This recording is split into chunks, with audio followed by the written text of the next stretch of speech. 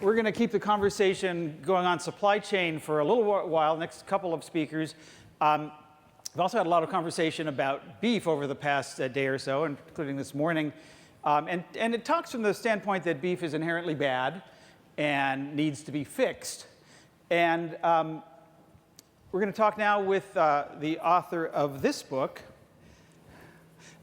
Defending Beef: How the Case for Sustainable Meat Production. Please join me in welcoming to the stage Nicholette Han Niman. Nicholette?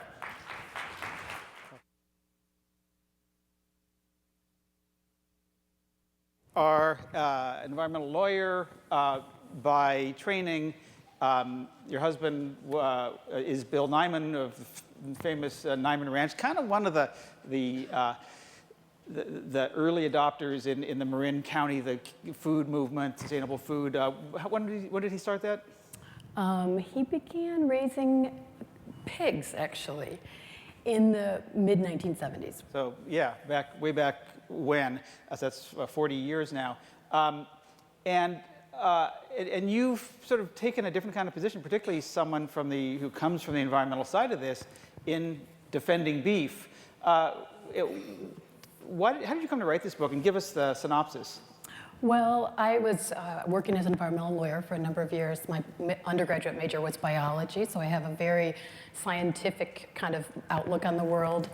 And in my environmental work as an environmental lawyer, I was working specifically on livestock-related issues for Bobby Kennedy Jr. at Waterkeeper. And I visited a lot of farms and ranches around the United States, and I saw dramatically different environmental impacts depending on how things were done. And then years later, through that work, I met Bill Niman, and I got married and went from being a Manhattan environmental lawyer, vegetarian, to being a cattle rancher. Sounds like a sitcom to me. There's definitely going to be a sitcom about this at some point. Something about table stakes, I think it's going to be called. I don't know. It's definitely going to be a play on sort of Green Acres too, the modern version of it. But, and I did sort of hang up my high heels, and I actually didn't expect to start working on the ranch when I first moved there, but I was so interested in what was happening there, and I actually got directly involved in the ranch. So for the last 12 years, I've been working on the ranch, and I've visited a lot of really good ranches around the United States. But I've maintained a lot of connection with and involvement in environmental issues.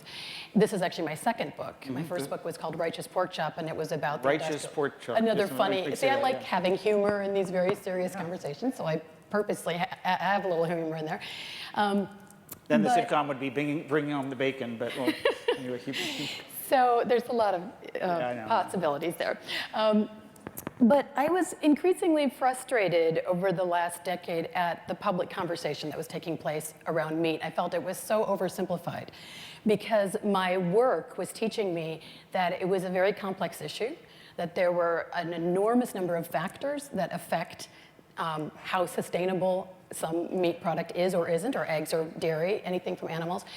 And yet it was being sort of really simplified in the public conversation, just generally as meat is, especially beef, is environmentally damaging, and the less of it that there is in the food system, the better. And so I felt I really wanted to add my firsthand experience as an environmental lawyer and as someone with a biology background, and then someone who'd been working on a ranch for 12 years. Yeah. So I could really see different sides of the issue. So the basic premise is that done right with today's techniques, technologies, beef not only is not bad, but it actually is, and this is, I know the Wall Street Journal ran with this, good for the planet.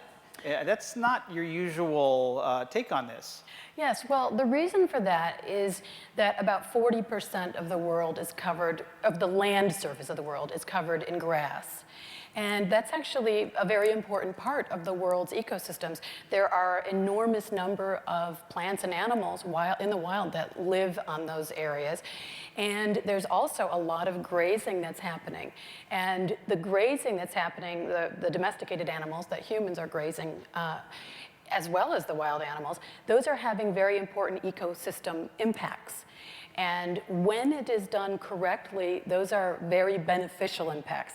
So having that land being well maintained through grazing is a really important part of the world's ecosystem. Talk a little bit more about the benefits.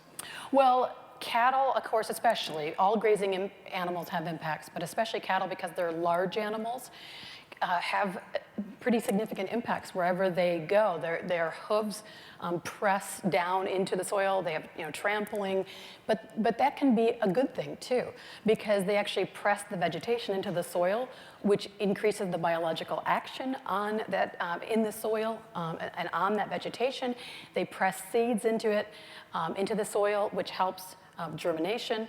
And their grazing is very beneficial. There's been quite a bit of research on this around the world showing that grazing helps pretty dramatically increases the biodiversity that occurs in the system, largely because grazing is sort of like pruning, like we do in our gardens. It gets rid of the dead part of the plant. It stimulates growth, but also it allows later germinating plants to come up because they're not crowded out and shaded out. So grazing is very important. Trampling is very important, but also resting is very important. So you have to have the cattle be well managed. And what I argue in the book is essentially you have to try to manage them the way wild herds functioned for millions of years. So in effect, if I'm getting this right, you're saying that this whole thing of this that we've talked about for years about if everybody ate like we did in the world, it would not be sustainable. You're saying that's not necessarily the case? Well, there are a lot of, my book is both a defense of beef and a critique of the way beef is being raised in the world today and in the United States today. So I believe there are things that need to be done to improve the way things are being done.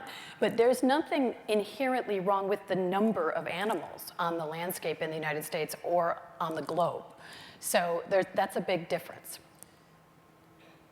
It's also good, I think, important to point out that is it a vegetarian or a vegan? Not a vegan. No, you're vegetarian. I could never be a Why vegan. don't you eat? I'm not about to give up my ice cream, my yogurt. Why don't you eat meat? I think it's really just a matter of having not done it for such a long time. I started being a vegetarian when I was a freshman in college, and so it's been over 20 years, and I haven't had the desire to eat it. But I don't think there are ecological or health reasons to avoid it if you choose well-raised meat. Well, I'm glad you brought up the health part, because that's obviously the other big piece of this, that cholesterol, obesity, and all of that, and maybe even just more calories than we need. How does that factor into your defense of beef? Well, my book is actually divided into two parts, and the first is all about the ecological questions, and the second part is about health and nutrition. And to just sort of encapsulate it really quickly, what I say in the part about the food side of it is that there was the rise of this theory of saturated fats and red meats being problematic for our health that began sort of mid-20th century. And there seemed to be a lot of research to support that for a couple of decades, but the last couple of decades have undone a lot of those connections.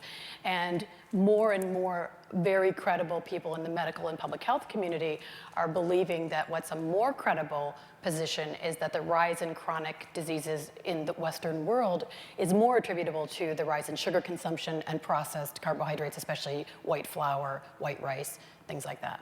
So the meat, the caveman diet, and all that is not, it's not so bad. We can just keep eating that. Well, no, I think we need to be eating more vegetables. We need to be eating more fruits, but we need to dramatically reduce our sugar and processed food consumption. What's the response been from the environmental community?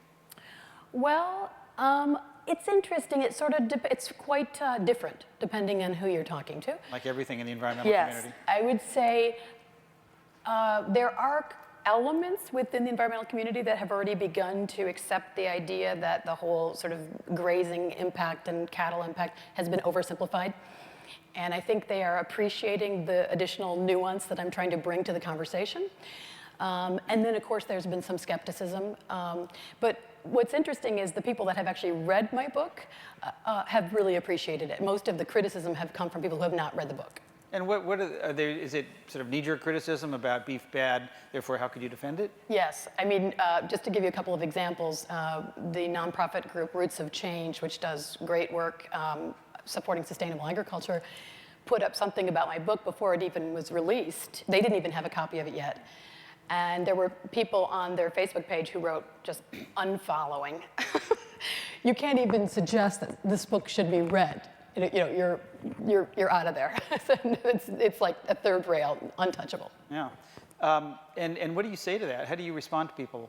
Well, normally I don't get involved in like commenting and stuff on Facebook, or when I write an article, I don't get involved in the comments generally. But the one thing I keep saying to people is, I just ask you to try to open your mind and consider the points that I'm raising. And of course, it's hard to get someone to read a whole book on it, but I encourage people to read the Wall Street Journal op-ed that I wrote, which is sort of 800-word summary of my book. And I basically sort of lay out the major points, which is that cattle are incredibly important for maintaining and rebuilding soil and soil fertility, and for keeping water both pristine and holding it in ecosystems. And so I sort of lay that out in a very simplified fashion in that op-ed, and if people have enough interest in the topic, that might trigger them to go on beyond that and read some more on it. So as you know, and I think everybody knows, the beef industry, the beef value chain, you created this global roundtable on sustainable beef and trying to define that, and McDonald's driving a lot of that. The company's made some of its own commitments around sustainable beef. What do you think of that whole process? Well, I've been very marginally involved in it for a long time, because Jason Clay actually came, of the WWF, came to my husband's company, Niman Ranch. At that time, he was the CEO of Niman Ranch Meat Company. And I was participant in that meeting, and the project was explained, and it was quite early on. It was about 12 years ago or so. And so I've kind of followed it from the margins, and I've read the things you've written about it and elsewhere. And my overall feeling is I'm very glad that sustainability is being given attention, and the importance of it is being talked about and elevated so much. I think that's incredibly important. I also really appreciated that the roundtable tried to do a holistic look at it, talk about labor issues and all the different animal welfare, human health, et cetera. I think that has to be the approach. Is there a but to this? But, yes. But I don't think that the direction that the roundtable seems to be heading in, as far as its ultimate recommendations or standards for sustainability, go nearly far enough. For example, it doesn't take any position on the use of hormones, which I think is very problematic if you're talking about long-term sustainability, because I don't think anything in the food system should be dependent on chemical externalities. I think it should function without things that we know are potentially problematic for human health and for wildlife when it gets into the ecosystems. And the same thing is true of antibiotics. So it doesn't take any position at all on the continual feeding of antibiotics, which there's sort of universal agreement in the public health community and medical community that the continual feeding of antibiotics in the livestock industry is a huge problem in contributing to the rise of antibiotic-resistant diseases. Yeah. So I don't think those practices should ever be considered sustainable. Yeah, but is it directionally correct? Do you see that this could get to better at some point?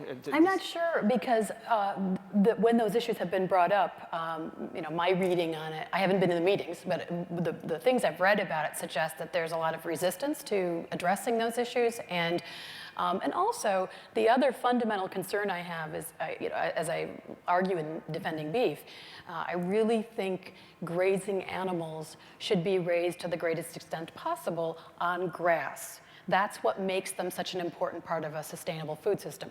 I don't argue wholly against the use of grains for grazing animals, but I feel that the more they're on grass, the more sustainable the system is, and I don't see the roundtable moving in that direction either. I want to get to questions, but before we do, one of the things I find remarkable about your approach, about defending beef, goes to something that Mark Bittman, the New York Times writer, food advocate, increasingly sustainability voice in food, talks about, which is that we talk about conventional ag and sustainable ag, and the reality is that the way agriculture, including cattle raising, is practiced around the world is very much like you're talking about, and that we are that's conventional. Mm-hmm. That's conventional agriculture. We've created something that's sort of going off the rails. Is there a bigger lesson here and we saw from the true cost data yesterday how agriculture is far and away the biggest cost in terms of natural capital. Is there a bigger lesson here for agriculture in terms of how we think about it, in terms of addressing sustainability issues and still getting affordable food at scale to a growing planet in a climate-constrained world? Well, I do think this emphasis on cheap food has really been mistaken because, I mean, there are other ways that you can help make food more affordable for people that don't have the resources to buy it. And in fact, we urgently need to do that, both domestically and globally. But trying to always focus on reducing production costs without considering all of the externalities that come with that, all of the pollution, all of the antibiotic overuse, et cetera, that is clearly not a sustainable strategy over the long term. So I think that we just need to get rid of this notion that cheap is good in food, because it's not. But there is this consumer value proposition. We haven't even really gotten to that, and this need to feed people a very, very large proportion of the overwhelming proportion of them live at or near or below the poverty line, and so we have this balancing act around cheap food for people, but maybe too cheap for the planet. Do you have any thoughts on how to think differently about agriculture that you've learned around defending beef and the righteous pork chop? Well, I mean, to me, the solutions as far as how you feed people affordably without damaging the environment, it's a complex answer. I mean, we have mostly urbanized populations, so you can't tell people, well, grow your own food. But I do think a sizable portion of the population can grow some of their own food. They can be involved in community gardens. And I mean, it's often said that during World War II, Americans grew 45% of their own fruits and vegetables at home because there was this whole concept of victory gardens that was apparently encouraged by Eleanor Roosevelt, et cetera. And we can do more of it. We can do a lot. I actually think cooking is a really important part of the solution. I think it should be taught in schools. I think every American should know how to cook. And I think that that's a really important part. I mean, if you just look at beef, for example, some of the most, my husband Bill always says, some of the best tasting cuts of meat are not those center cuts. They're the cheaper cuts, cheaper at the checkout register, but they're the most delicious and nutritious even. And so if we know how to deal with the whole animal in our cooking, or at least some of the cuts that are not as popular, that will help us dramatically. So home cooks are the endangered species here. Lauren, let's get a question in. Yeah, we've had a couple attentive viewers who were tuned into Carter Roberts ask about his comment that the cattle ranching, especially from the global perspective, is linked to serious deforestation. They wanted to know how you broach that issue in your work. Well, a couple of points. I think, first of all, the New York Times reported just a few weeks ago that the Amazonian deforestation has declined by 83% over the last decade. I think a lot of that has happened because of corporate pressure from purchasers, especially in the United States, actually, that were saying we're not going to buy products that come from deforested areas. I think those things are really important. There's also been a huge improvement within, for example, Brazil has dramatically shifted its public policy to penalize deforestation. So those things need to continue. To me, clearly deforesting forested areas is not sustainable. So that absolutely is not a sustainable system, and it should be condemned. Sustainable grazing and sustainable beef production does not involve deforestation. What's the takeaway that you want this corporate audience to know, not just about beef, but about agriculture? Well, I think that I like the conversations that have been taking place this morning about thinking big. Especially when you're talking about the food system, it seems so overwhelming, it seems so complex. But I think we can set these big goals. I mean, I'm going to bring it back to beef for just a second, but grass has been a really important part of food production for humans for thousands of years.